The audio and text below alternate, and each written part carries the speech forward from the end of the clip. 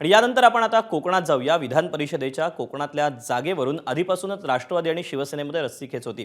आता महायुतीने अधिकृत उमेदवारी अनिकेत तटकरेंना जाहीर केली, तरी देखील शिवसेनेचे आमदार महेंद्र दळवींची मुलगी जुईली दळवी यांनीही उमेदवारी अर्ज भरला।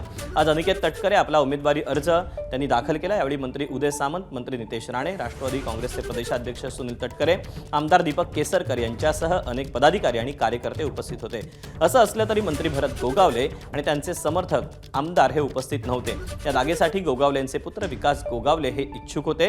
दरम्यान उमेदवारीच्या बदल्यात भरत गोगावलेंना रायगडचं पालकमंत्रीपद मिळणार असल्याची चर्चा ही सुरू झाली आहे। आम्ही पूर्वीपासून या पदासाठी क्लेम करतोय आणि माझी इच्छा आहे प्रामाणिकपणे की बाबा पक्ष नेतृत्व जो काही निर्णय देईल त्या नेतृत्वाला आम्ही मानणारे सर्व कार्यकर्ते आहोत।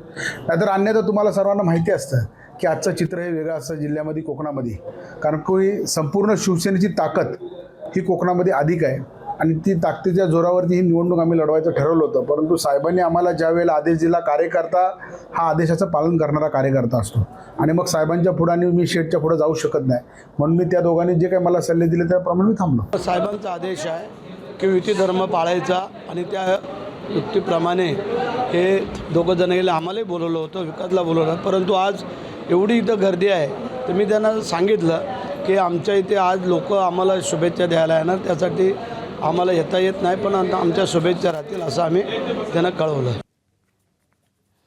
पालकमंत्रीपदाच्या ऑफरवर मंत्री भरत गोगावले आणि खासदार सुनील तटकरे यांनी काय प्रतिक्रिया दिली ती आपण पाहूया। या सगळ्या गोष्टींची चर्चा जरूर पुढच्या कालावधीमध्ये होईल। ती या निवडणुकीच्या पुरती सीमित नाही। मी ते सांगितलं की जवळपास गेले 1.5-2 वर्ष रायगड आणि नाशिक या दोन्ही जिल्ह्याचं पालकमंत्रीपद रिक्त आहे। त्या संदर्भातली चर्चा नक्की होईल।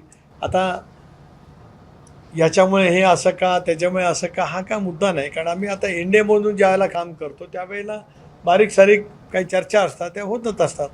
पालकमंत्रीबद्दल चर्चा झालेली आहे आणि एकनाथ शिंदेसाहेब, मुख्यमंत्री, सुनेत्रा वहिनी ह्या सगळ्यांची चर्चा झालेली आहे आणि ते लवकरात लवकर पार पडेल। एबीपी माझा, उघडा डोळे बघा नीट।